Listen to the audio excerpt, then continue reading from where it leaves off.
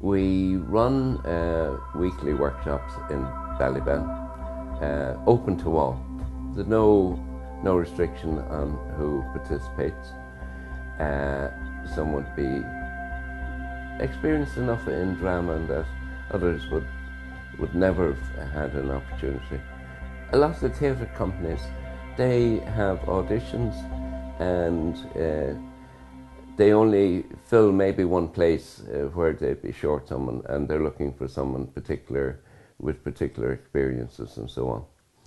So a lot of people don't get an opportunity ever to learn how to act, or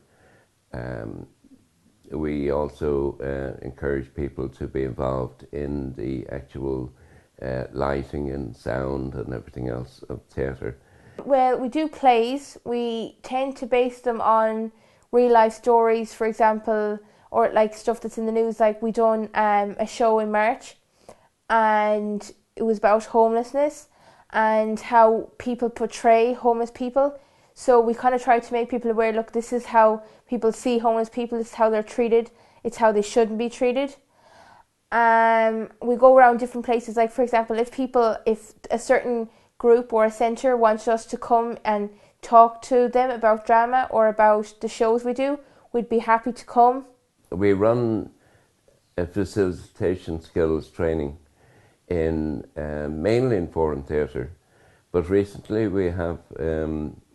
we brought a group over from Poland. They were puppet makers, and they use puppets for social awareness and so on, something very much similar to ourselves, and only it's not foreign theatre. Of course, they learn acting and not only stage presence and how to throw your voice and how to keep back your voice, how to know which word blocking where to block things, and then of course we had workshops with regard to theatre of the oppressed. We had workshops with regard, and about a quarter of the group went to them, and they now know how to organise to ad-lib parts, you know what I mean? We all kind of tend to help each other, you know. Some would be more progressed in the sense that they're more well up in the acting experience than others. So we always try to lend a hand, and we try and see how we can work together and work with each other to do our shows and stuff.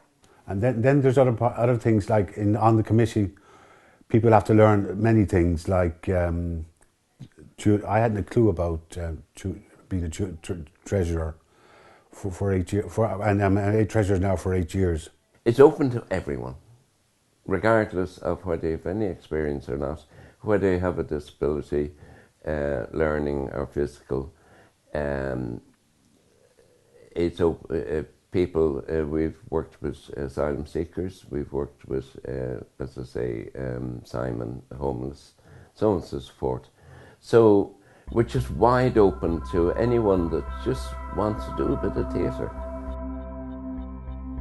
We recognised that AONTAS was very important to us because they're very much in line with what we're doing, that adult theatre fits in to adult education, and we applied about 5 times before we actually received the award, and I suppose persistence pays.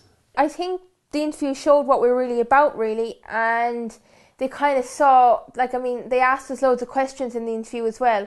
They kind of asked, like, what makes us ALA, and, you know, what do we like about ALA, and how do we get people into ALA and stuff. So I think they liked our answers. I think they liked what we were about, and they saw that we could be a winning team. We did a part of a play that we'd done, and it was they were very pleased with it, you know. And then the questions, I just stayed out as much as I could from them until they actually asked me a question, you know, and I think that's important. And people like Tanisha, who are just in, Emer, who are in, they did the speaking. And I think it's important that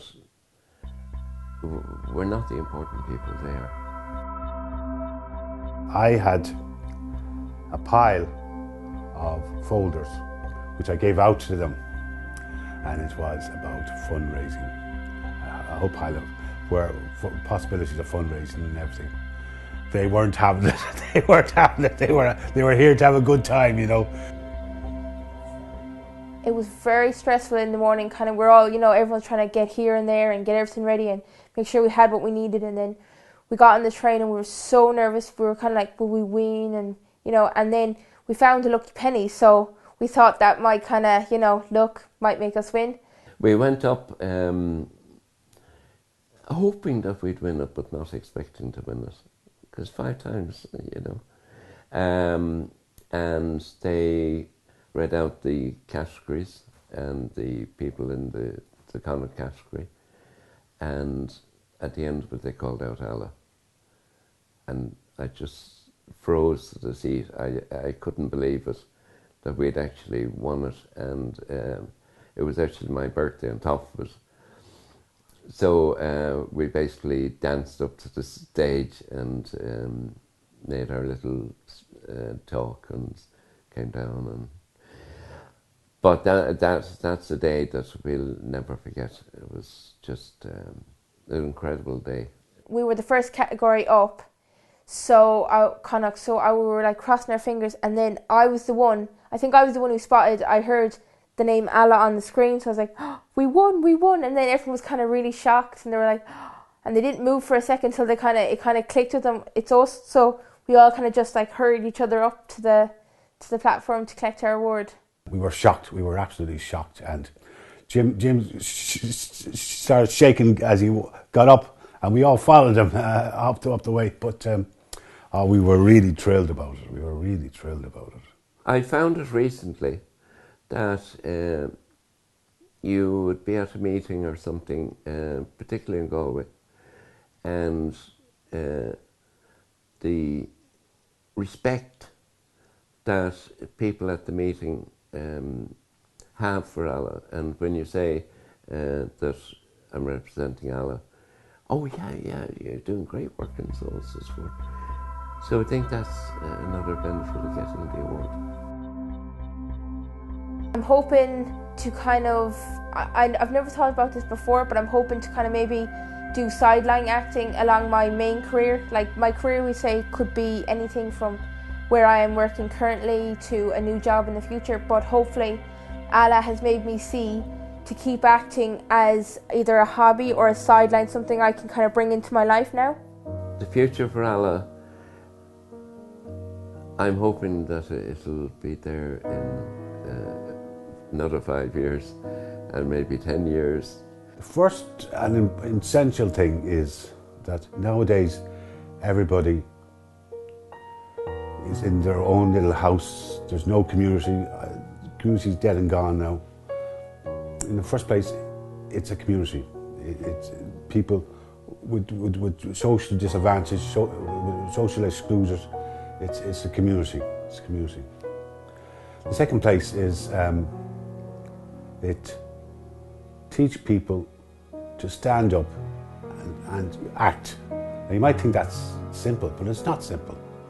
It's bloody hard for people. I'm doing a writer's class at the moment, and people are terrified to get up and act. They're absolutely terrified.